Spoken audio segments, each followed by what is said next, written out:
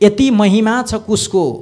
वराह भगवानबाट प्रकट भएको कुश हो। जब वराह भगवानले पृथ्वी लिएर माथि आउनुभयो र त्यसको जल खसाल्न लाग्दा वराह भगवानको एउटा रौँ जमिनमा खसो, त्यहीँबाट कुश उत्पत्ति भए। हर कार्यमा, शुभ कार्यमा अथवा यो मरौमराउको कार्यमा सबैतिर हाम्रो हिन्दू धर्ममा कुशलाई सबैभन्दा पवित्र चिज मानिएको छ। बोलो नारायण भगवानको।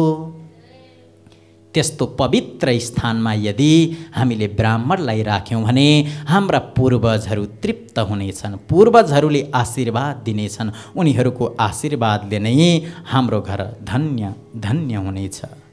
बोलो गोविन्द भगवानको। ब्राह्मणको शरीरले यदि कुशको आसनको स्पर्श गर्छ भने पूर्वज तृप्त हुन्छन् भनेको छ। ब्राह्मणको शरीरले कुशलाई स्पर्श गर्नाले मात्र पनि पितृहरू तृप्त हुन्छन्। भोजन ग्रहण गरिसकेपछि एउटा तुलसीको पत्ता हातमा राखिदिने सज्जन। ब्राह्मणले भोजन गरिसकेपछि हामीले मिष्टान्न दिने गरेका छौँ, मिठो चिज दिने गरेका छौँ, अरू कुरा दिन्छौँ। तर यदि हजुरले श्राद्धको दिन ब्राह्मणलाई बोलाएर भोजन गराउनु भएको छ भने नबिर्सिकन अरू कुरा जे भए पनि तुलसीको पत्र ब्राह्मणको हातमा राखिदिने अन्तिममा। त्यसबाट पूर्वजहरूले आशीर्वाद दिन्छन्, पूर्वजहरू हाम्रा तृप्त हुन्छन्। मेरो छोरो यस्तो जन्मियो जसले ब्राह्मणलाई कुशको आसनमा राखेर भोजन गरायो। भोजन गराए पश्चात उसले तुलसीको पत्र दियो। हेर्नुहोस् कति तुलसीको कति महिमा छ भनिन्छ। एउटा भजन आउँछ, एउटा भजन सुनौँ, त्यस पछाडि अगाडि बढ्छौँ हामी है। भजन के आउँछ भन्दा हामीले बोल्नुपर्छ अरे। भन्छन् भगवानले कि तिमीलाई त भजनको लागि पठाएको हुँ। एक पल्ट त मिठो स्वरले बोलिदेऊ न राम। तुलसीको एउटा पत्र सालग्रामको जल, कुशको आसन सिरानीमा रहोस् गङ्गा जल। प्राण त्याग्दा यी ओठले भनिरहन राम, राम नाम मर्ने बेला आउँछ हाम्रो काम। सज्जन, ब्राह्मणलाई भोजन गराउनु भयो।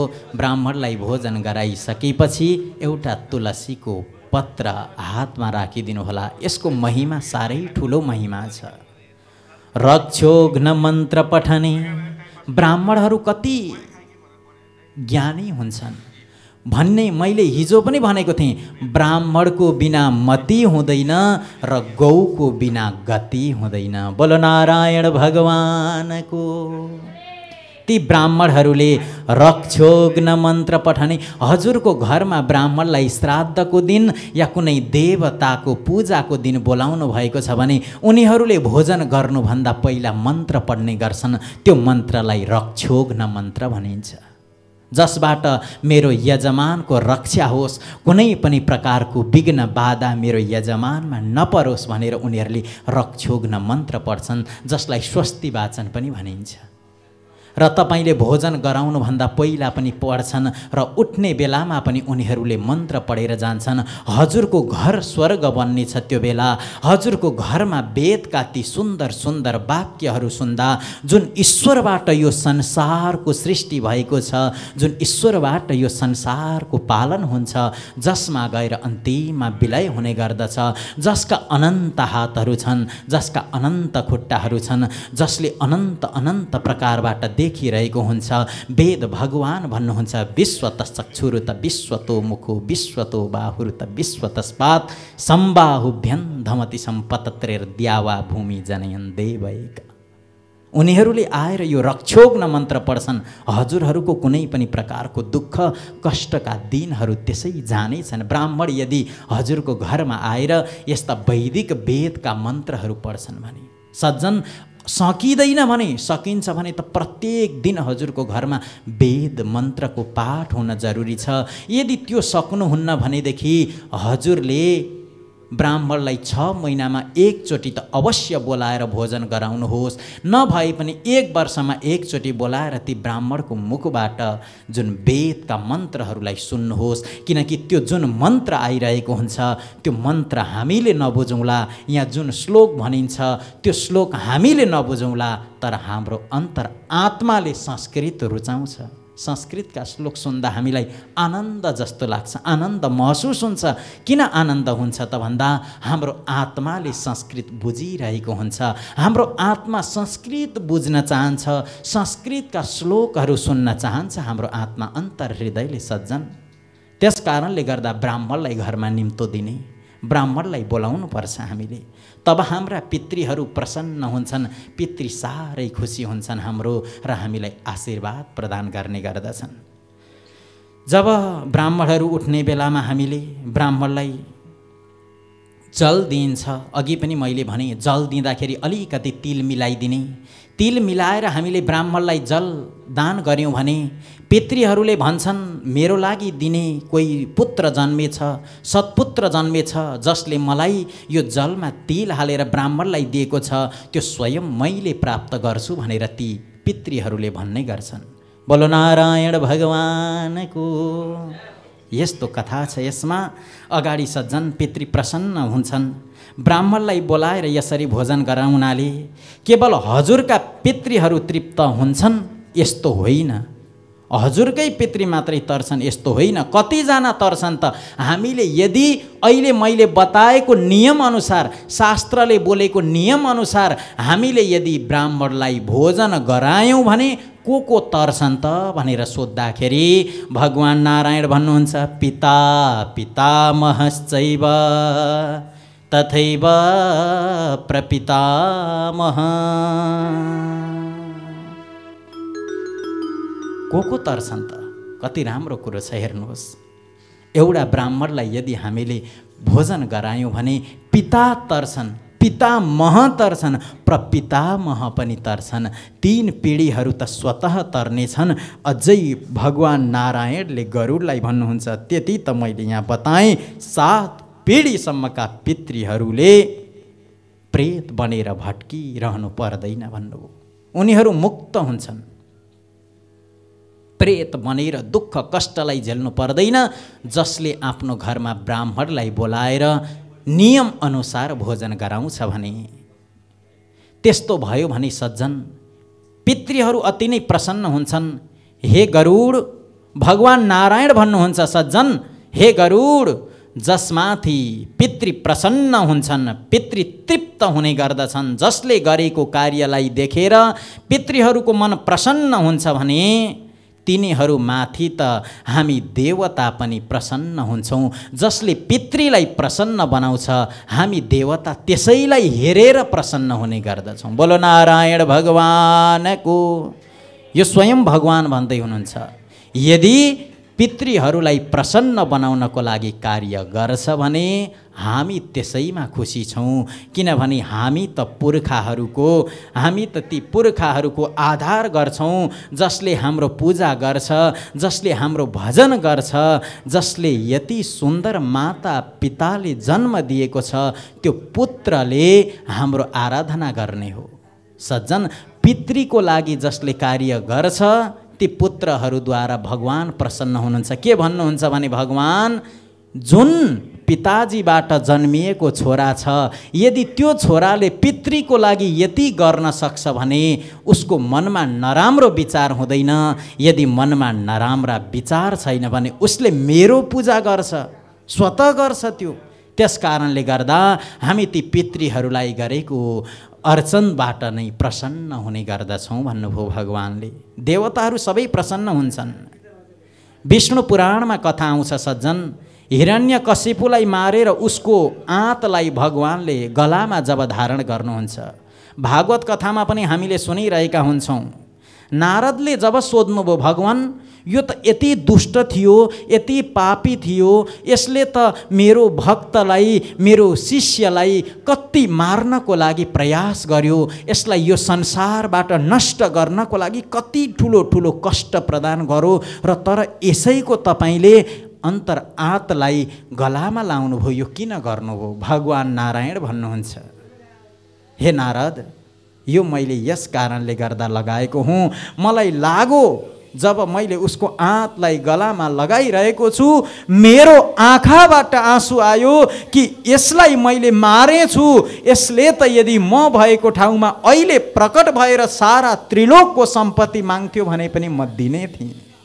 किनभने यसैबाट जन्मिएको पुत्रले कति दुःख पायो, कति कष्ट पायो, तर मलाई बोलेन। यस्तै पुत्र जन्मिन्छन् भनेर पापी पिताहरूलाई पनि जीवित छोडिदिन्छु म। बोलो नारायण भगवानको भन्नु, यस्तो पुत्र प्राप्त हुन्छन्। आँखामा आँसु आयो प्रसन्नताको। भगवान् भन्नुहुन्छ, जसको घरमा प्रह्लाद जस्तो पुत्रले जन्म लिन्छ उसको त 21 कुल पवित्र हुन्छ। कुलम पवित्रम जननी कृतार्था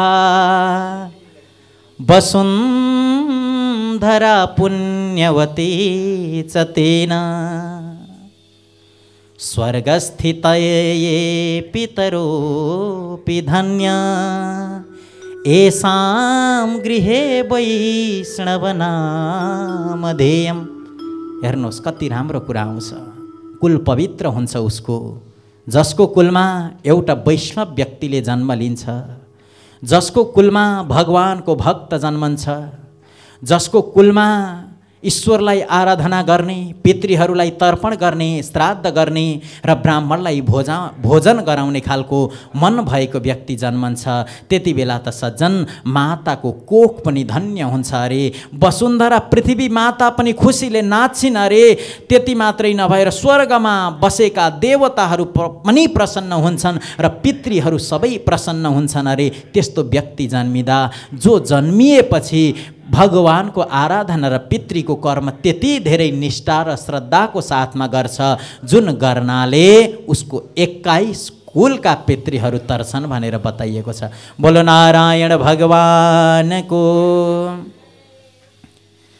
सज्जन याद गर्नुहोस्, 18 पुराणहरू जुन छन्, कुनै पनि पुराणमा यस्तो छैन कि श्राद्धको महिमा नलेखिएको हो। सबै पुराणमा श्राद्धको महिमा लेखिएको छ। यो त्यसै त लेखिएन, यो त निश्चित गर्नै पर्ने श्राद्ध हो।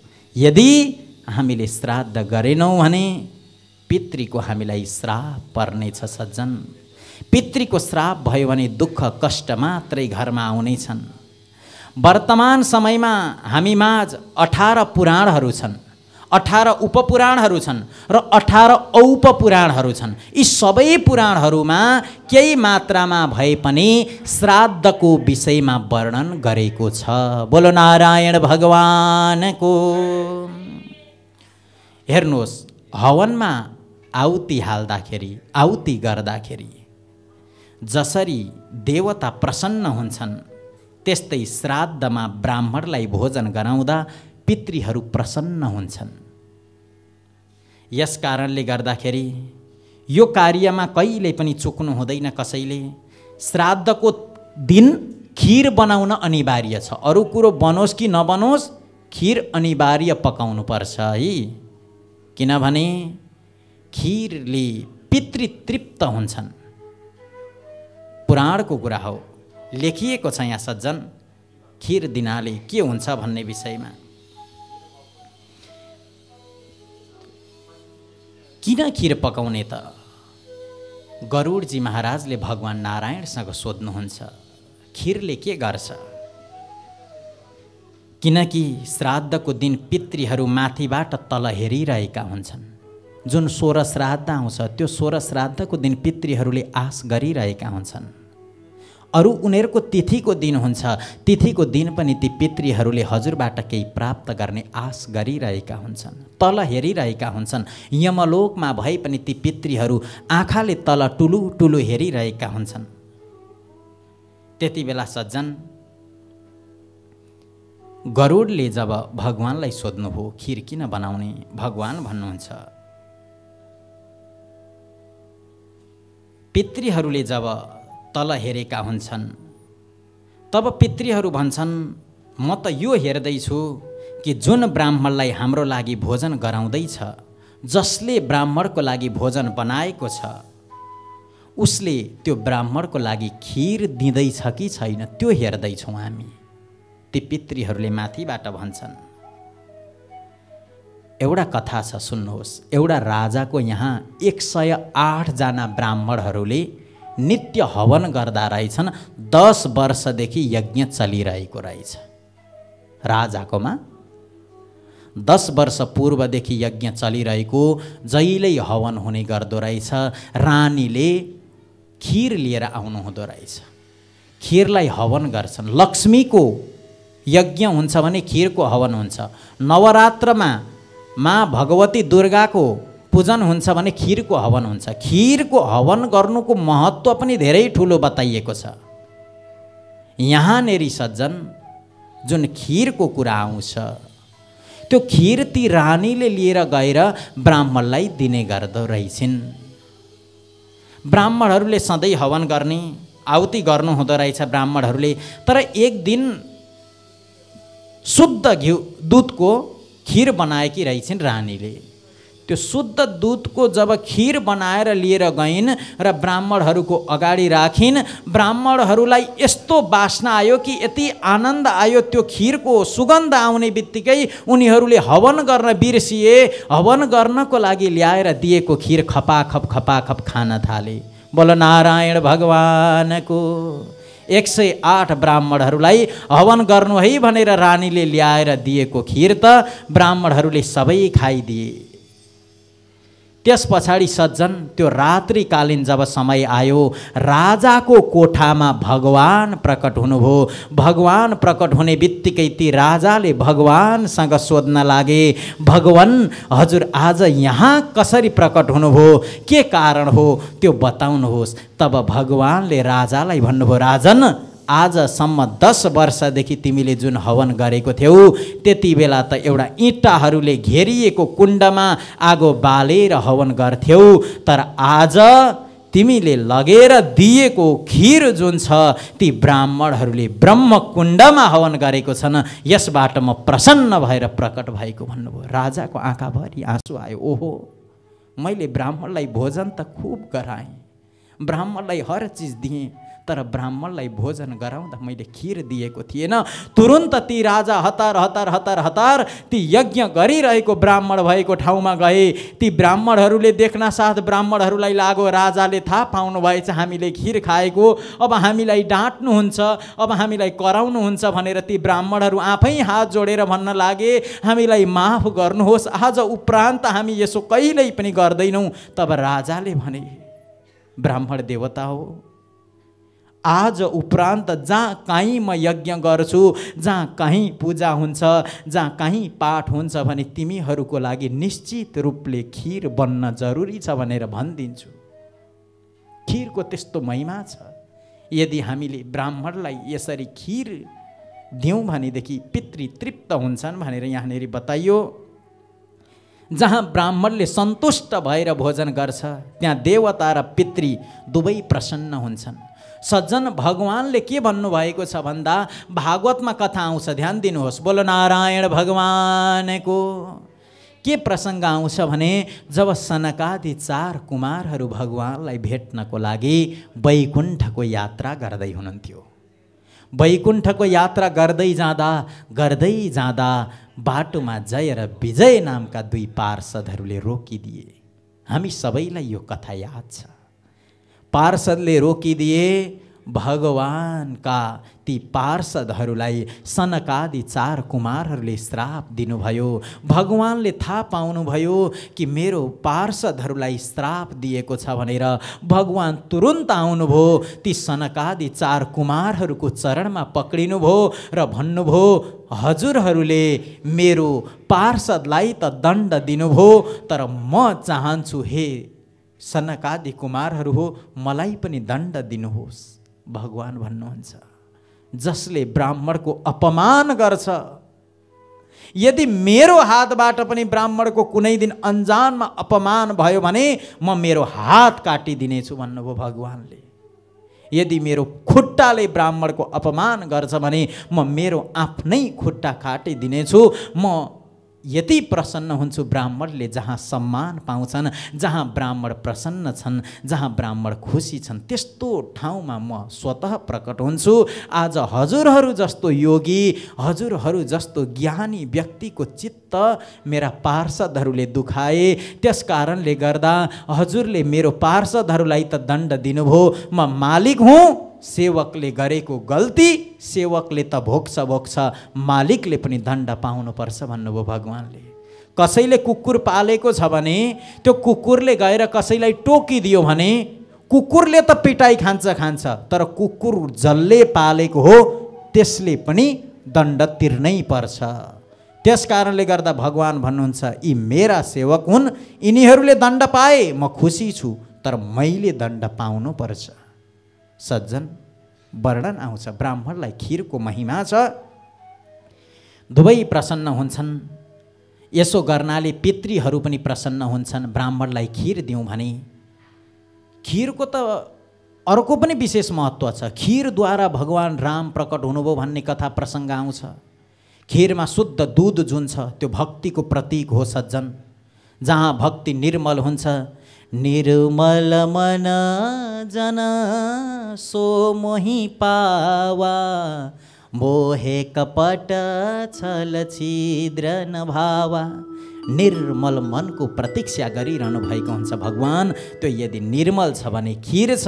खिर यदि हामीले ब्राह्मणलाई खुवायौँ भनेदेखि पितृ पनि प्रसन्न, देवता पनि सन्तुष्ट हुन्छन् र हाम्रो घरमा आनन्दको वर्षा हुनेछ। बोलो नारायण भगवानको। त्यस कारणले गर्दा पितृहरूलाई हामीले सन्तुष्ट बनाउनको लागि ब्राह्मण भोजन गराउँदाखेरि खिर अनिवार्य पकाउनु पर्छ। बोलो नारायण भगवानको। पितृतीर्थेन सतिलं तथैव सलिलाञ्जलि, मातामहे वस्तनैव पिण्डातीर्थेन निर्पयेत्। हजुरहरू कुनै बेला कुनै पनि तीर्थ आदिमा जानुभयो भने अवश्य पनि सज्जन आफ्नो पूर्वजहरूको लागि, आफ्नो पुर्खाहरूको लागि, आफ्ना ती मरेर गएका पितृहरूको लागि अवश्य अञ्जली दिनुहोला। यो अञ्जली दिनाले पनि पितृले हामीमाथि कृपा गर्नेछन्। अनिवार्य रूपमा अञ्जली दिनुपर्छ। कुनै पनि तीर्थमा जानुहोस् हजुर, बद्रीनाथ जानुहोस्, केदारनाथ जानुहोस्, हरिद्वार जानुहोस्, सोमनाथ जानुहोस्, गोकर्णमा जानुहोस्, नारायणीमा जानुहोस्, जहाँ जहाँ दिव्य तीर्थहरू बगिरहेका छन् ती तीर्थहरूमा गएको बेला हजुरले आफ्ना पूर्वज र पितृहरूको लागि, आफ्ना पुर्खाहरूको लागि अरू केही दिन नसके पनि अञ्जली अनिवार्य दिनुहोला। यो गरुड पुराणमा वर्णन गरिएको छ। अञ्जलीको ठुलो महिमा छ। यसो अञ्जली दिनाले प्रभु परमात्मा भगवान्ले ठुलो हामीमाथि कृपा गर्नुहुन्छ, पितृहरू पनि प्रसन्न हुन्छन् भनेर बताइन्छ। एक अञ्जली त पितृहरूको लागि अवश्य दिनुपर्छ। यो उनीहरूले स्वीकार गर्दछन्। हेर्नुहोस्, व्यक्तिको जब मृत्यु हुन्छ तीनटा शरीर बन्छन्। मृत्यु हुने बित्तिकै तीन शरीर हुन्छन्। अब हामीलाई लाग्छ कि हामीले ब्राह्मणलाई खुवाएको कुन शरीरलाई मिल्छ, पितृहरू कसरी हामीले दिएको चिज ग्रहण गर्नको लागि आउँछन् हामी माझ। ध्यान दिएर सुन्नुहोला। यहाँ के वर्णन गरिन्छ भने तीन शरीर हुन्छ। एउटा शरीरलाई स्थूल शरीर भनेर वर्णन गरेको छ शास्त्रहरूले। स्थूल शरीर, सूक्ष्म शरीर र कारण शरीर हुन्छ। यी तीन शरीरहरूमध्ये कारण शरीरले अर्को जन्म लिन्छ। मर्ने बित्तिकै जीवको जब मृत्यु हुन्छ, जुन कारण शरीर छ त्यो कारण शरीरले तुरन्त अर्को जन्म लिइहाल्छ। अब स्थूल शरीर जुन छ यो शरीरलाई जलाइन्छ र जुन चाहिँ हाम्रो सूक्ष्म शरीर छ त्यो सूक्ष्म शरीर हामीले दिएको तर्पण आदि इत्यादि जे हामी दिन्छौँ त्यो ग्रहण गर्नको लागि आउने गर्दछ। बोलो नारायण भगवानको। दक्षिणागे सुदर्भेषु पुष्पधूपादि पूजितं, स्वपित्रै प्रथमं पिण्डं दद्यात् उच्चेष्ठ सन्निधौ। राम्रो कुरा छ। गरुड पुराणमा यही कुराहरूको वर्णन गरिएको छ। यसले हामीलाई जीवन कसरी जिउने, पितृहरू हामीबाट कसरी प्रसन्न हुन्छन्, के हुँदा चाहिँ पितृ खुसी भएर हामीलाई शुभ आशीर्वादहरू प्रदान गर्छन् भनेर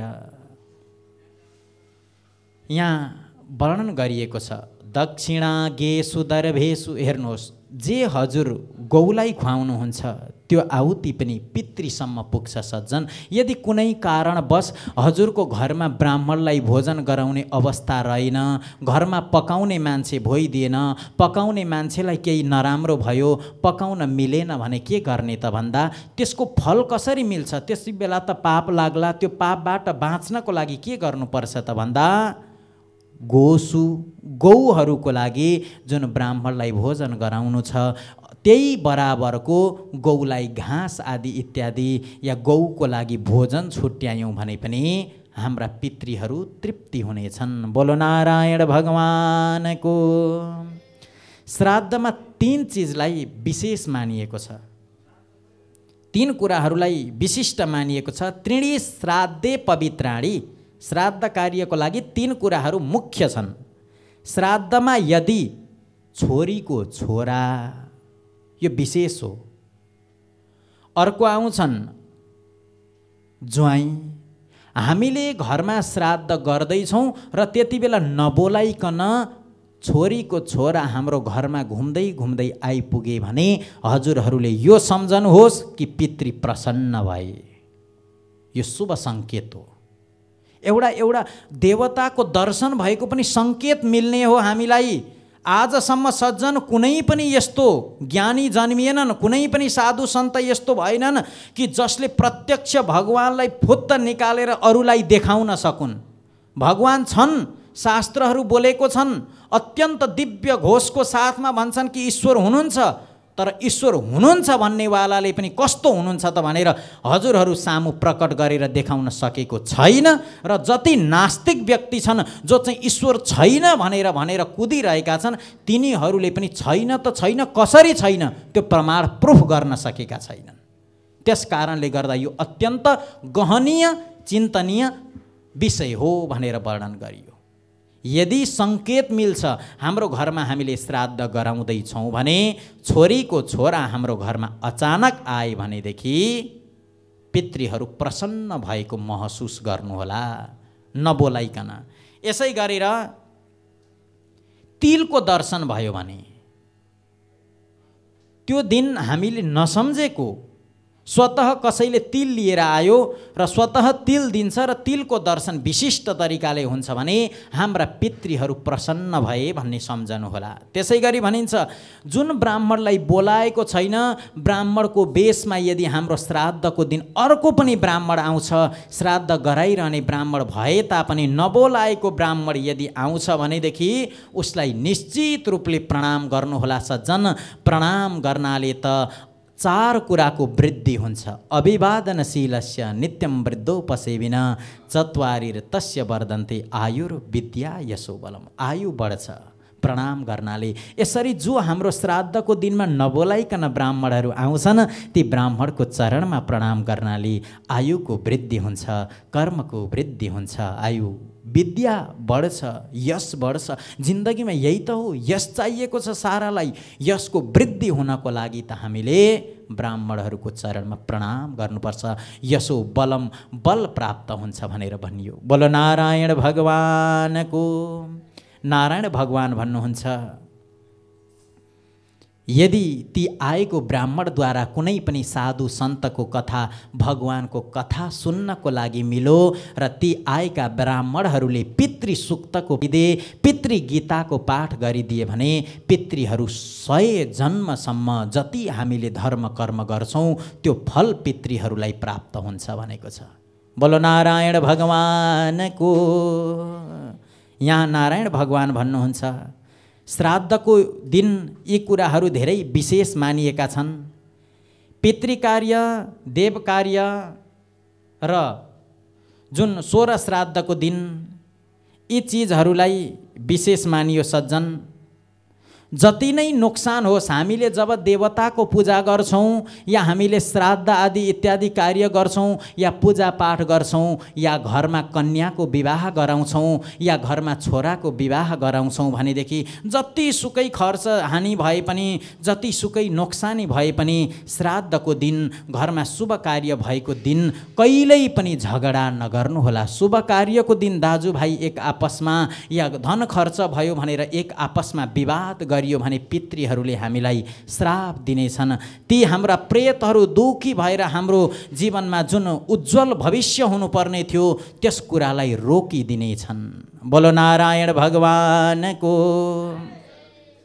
त्यस कारणले गर्दा हे सज्जनवृन्द, हामीले जुन कार्य गर्नुपर्छ त्यो कार्य हामीले अत्यन्त निष्ठाको साथमा र श्रद्धाको साथमा गर्न जरुरी छ। त्यही कुराहरूको विषयमा त गरुड पुराणमा वर्णन गरिएको छ। यस्तो कुरा सुन्न फेरि हजुरहरूले पाउनुहुन्छ या हुन्न? अरू 6 दिन बाँकी छ सज्जन। विशेष गरेर गरुड पुराणको कथा भएको हजुरहरूलाई थाहा छ कि छैन? मलाई थाहा छैन कहीँ पनि गरुड पुराणको कथा भएको। किनकि गरुड पुराणको कथा हुन्छ त व्यक्तिको मृत्यु भएपछि केवल थोरै हुन्छ, त्यसलाई प्रेतकल्प भनिन्छ। तर यसरी जुन 19,000 श्लोक भएको गरुड पुराणको कथा हो त्यो मैले न नेपालमा सुने न भारत त्यति बसेँ, कहिल्यै पनि गरुड पुराण लागेको सुनिनँ र मैले पनि अध्ययन गर्दै हजुरहरूलाई बताउँदैछु। पहिलोचोटि हो मेरो पनि अध्ययन पनि पहिलोचोटि र हजुरहरू माझ प्रस्तुत पनि पहिलोचोटि हो। त्यस कारणले गर्दा यो कथा सुन्नबाट कोही पनि वञ्चित नरहनुहोला। यो कथाले जीवनलाई परिवर्तन गर्ने हो। यो कथा सुनिसकेपछि व्यक्ति पाप कर्म गर्नलाई केही मात्रामा सोच्छ। व्यक्तिले घरबाट आफ्नो माता पितालाई निकाल्नको लागिबाट केही सोच्छ उसले कि मैले निकाल्नु हुँदैन भनेर। तर यो कथा अनिवार्य कथा हो। अरू कुरा सुन्नुहोस् नसुन्नुहोस्, यो गरुड पुराणले प्रत्यक्ष प्रमाणको साथमा बोलिरहेको छ। श्लोक छन्, वेदव्यासजीले त्यसै लेख्नु भएन सज्जन। हाम्रो सबैभन्दा विशिष्ट गुरु भनेको वेदव्यासजी हुनुहुन्छ, जसले चाहिँ सारा शास्त्रहरूलाई संस्कृतमा लेखिदिनु भयो। र हाम्रो दोस्रो गुरु भनेको जसले संस्कृतका शब्दहरूलाई नेपाली या हिन्दीमा उल्था गर्नुभयो, ती हाम्रा गुरु हुन्। बोलो नारायण भगवानको जय हो। यहाँनिर यही कुरो आउँछ, श्राद्धको दिनमा या त हामीले विवाहको दिन होस् या व्रतबन्धको दिन होस्, त्यो दिन केही गरी पनि हजुरहरूले कहिल्यै पनि झगडा नगर्नु भनिन्छ। त्यो दिन झगडा गरियो भने पितृहरू रुष्ट हुन्छन्। हजुरहरूले कस्तो कर्म गर्दै हुनुहुन्छ त्यो हेर्नको लागि पितृहरू आएका हुन्छन्। हामी पनि कसैको घरमा जाँदैछौँ भने भित्र झगडा हुँदैछ भने तुरुन्त फर्केर निस्किन्छौँ। ती पितृहरू पनि हाम्रो घर हेर्नको लागि आएका हुन्छन्। के श्राद्धको दिन विवाद त गरिरहेका छैनन् यिनीहरूले? विवाद गर्दैछन् भने ती पितृहरू सज्जन अति नै रुष्ट हुन्छन्, दुखी हुन्छन् पितृहरू। तब पितृहरूले हामीलाई आशीर्वाद दिनुपर्ने ठाउँमा हामीलाई श्राप दिन्छन्। मैले सन्तान सन्ततिलाई जन्म दिएँ, यसको परिणाम यही निस्क्यो भनेर त्यस कारणले गर्दा भनियो क्रोध पनि गर्नु हुँदैन अरे। व्यक्तिको रिसाइरहने बानी पनि ठिक होइन। जो रिसाउँछ, जसले चिन्ता गर्छ, चिन्ता पनि नगर्नु अरे। त्यो यदि हामीले श्राद्धको दिन छ भने हामीले चिन्ता लिएर कुनै पनि अब यो कार्य कसरी हुन्छ, कसरी सक्ने, मनमा भएको नभएको कुरो नसोच्नु अरे। चिन्ता लिँदा के हुन्छ? यहाँ वर्णन गरिएको छ, चिंता से चतुराई घटे, घटे बुद्धि और ज्ञान, चिंता बड़ी अभागिनी, चिंता चिता समान।